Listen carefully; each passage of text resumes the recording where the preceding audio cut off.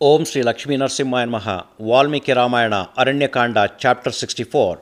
Rama finds traces of Sita. Summary. Rama finds Sita's flowers and footprints, followed by heavy footprints of some male massive demon.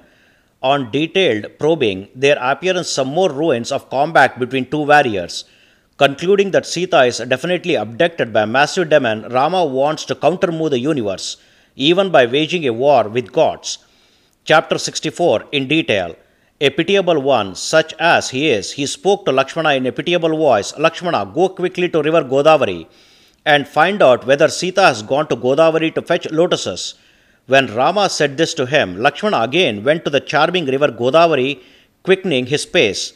Searching at many slopes which river Godavari has on its banks, Lakshmana said to Rama, I do not catch sight of her at ghats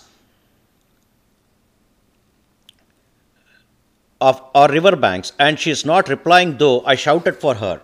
In fact, O Rama, to which place she has neutralizer of nervousness, namely Vaidehi, has not got round to, or where that frailty is, that place is really incomprehensible to me. Rama, who is already stupefied by anguish, is now despaired on listening Lakshmana's words, and he personally went straight to river Godavari, and staying nearby that river, Rama shouted in this way, Sita, where are you? The forest creatures which were asked earlier have not said to Rama that a deservedly destructible demagogue of demons have divested him of Sita. Likewise, now river Godavari, which is now being asked, has not informed Rama about Sita. Though the awful Rama has asked her, and even though all the Georgic beings impelled her to inform Rama the fact about his lady love, river Godavari then remained mouthless about Sita. She, that river Godavari, has not informed Rama about Vaidehi, just out of fear of recalling the appearance and tricks of malefic-minded Ravana, lest Ravana may drain her away. Rama, who is already in run-down condition owing to the non-appearance of Sita, is further rendered as a hopeless being by river Godavari. In catching a glimpse of Sita, and such a Rama spoke to Saumitri, O Lakshmana, this Godavari is talking to me anything but a reply. In the absence of Vaidehi, O Lakshmana, really what that unpleasant word I have said to Vaidehi's father, King Janaka, also thus to Vaidehi's mother-in-law, and my mother Kaushalya when I meet them, which Vaidehi is the remover of all my sadness, who am a destitute of kingdom, and surviving in forest on forest produce, such as she is. Where has she gone, really?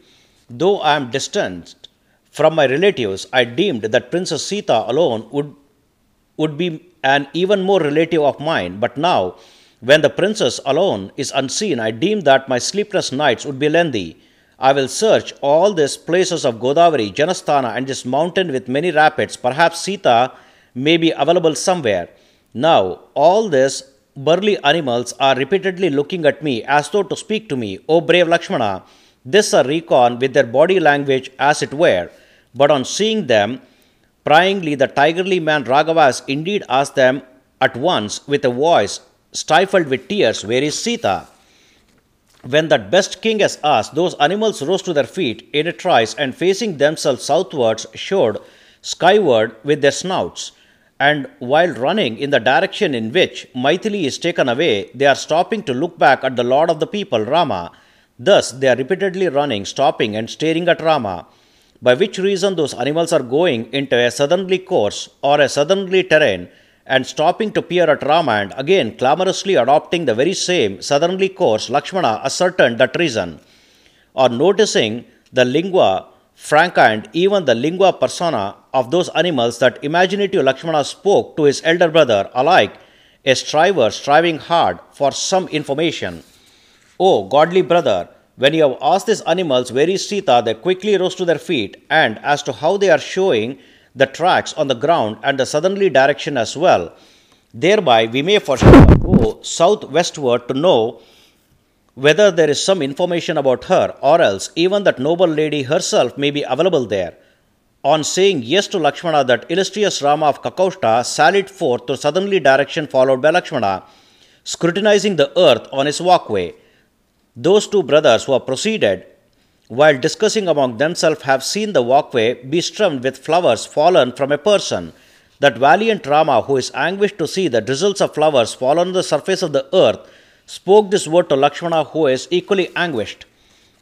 I recognize these flowers that are fallen here, O Lakshmana. In forest I gave them to Vaidehi, and she tucked these very flowers in her bun.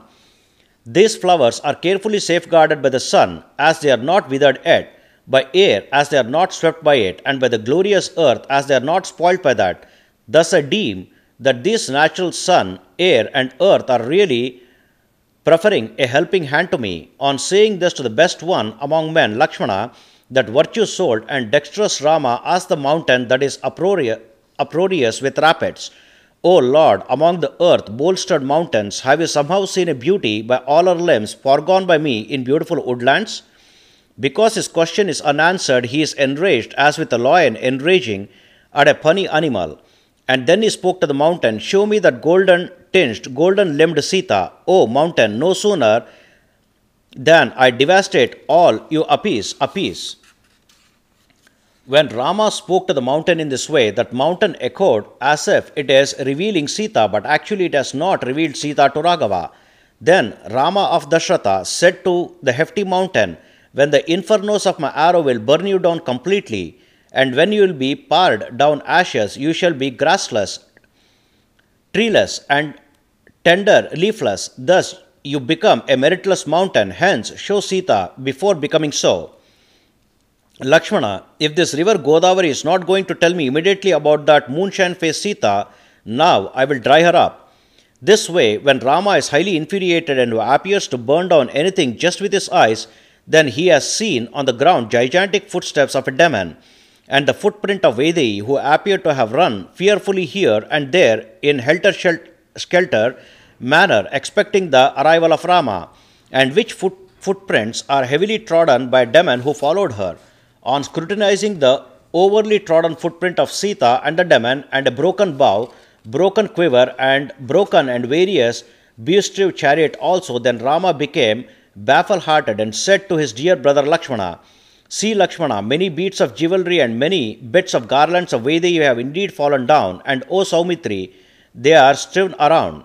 Also the surface of the earth is everywhere interspersed with big and small blood drops that are akin to golden droplets. You see them, Saumitri. I think, Lakshmana, guise-changing demons would have ripped and rived Vaidehi, or divided her into pieces, or they might have eaten her. A deadly clash has occurred here, Saumitri, while two demons were clashing between themselves on account of Vaidehi. O gentle Lakshmana, studded with pearls and gems, this great bow of someone is beautifully decorated, but it is fragmented and fallen to earth. O dear boy, Lakshmana, this bow may perhaps belong to demons or else to gods.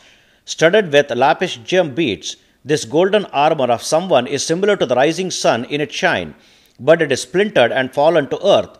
This 100-spoke regal parasol of someone is embellished with divine festoons, but O gentle Lakshmana, its central shaft is wrecked and it is fallen to earth.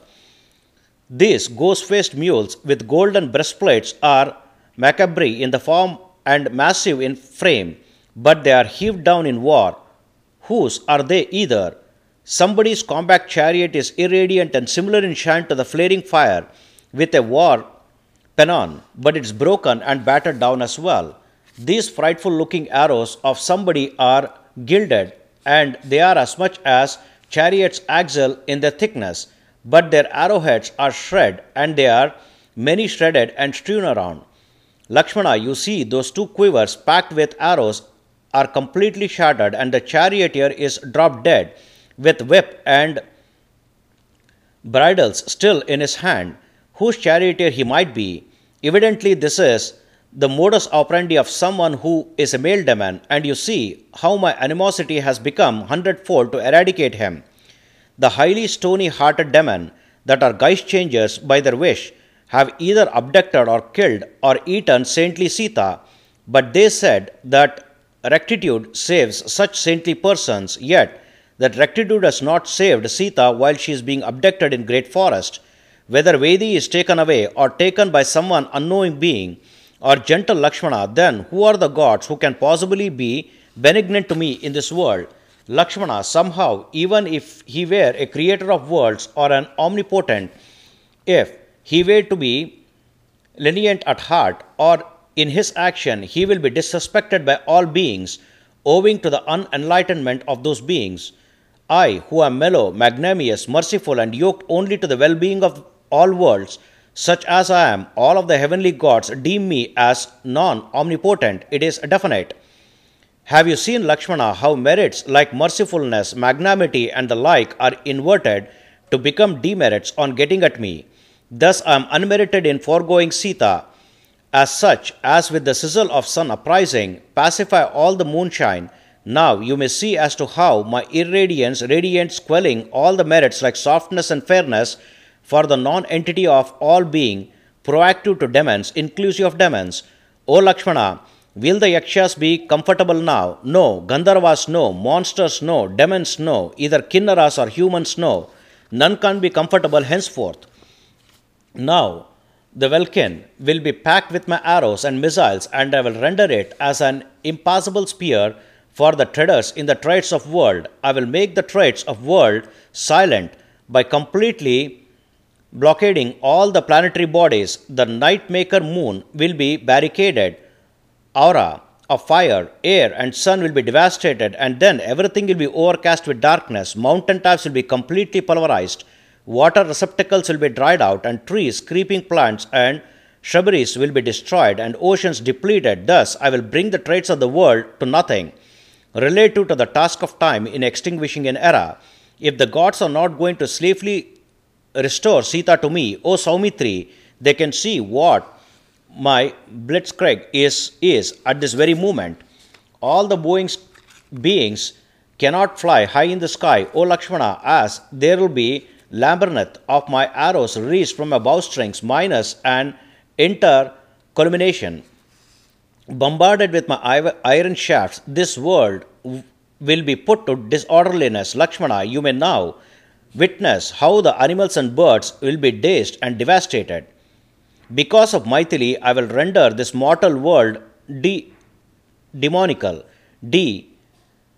phantasmal, by force stretching my unstoppable arrows up to my ears to release them forcefully. Let the gods witness now the impact of the blaze crusted, thoroughgoing arrows of mine, projected by my worth and released by my irascibility. Thus, being so, when the traits of the world is completely ruined by my anger, will there be gods? No. Demons? No. Phantoms? No. None can survive. Whatever world of gods or monsters or even those of demons are there, they will be splintered and falling down apiece by the fusillades of my arrow. Whether she is abducted or even if she is killed, O Saumitri, if the gods are not going to give back my Sita, I will now jeopardize these worlds with my arrow. If my lady love is not returned indeed in fine fettle as she was before my running off after golden deer, I will be annihilating the traits of world in its entirety together with its mobile and sessile beings, and I will be sweltering the entire universe with my arrows as long as I am not going to get a glimpse of her. Thus Rama gave a vent to his feelings. Rama, on saying thus, with his eyes reddening in fury, his lapped fold of lips jerking spasmodically, he girded up his jute cloths and deer skin and twined up the mass of his matted hair.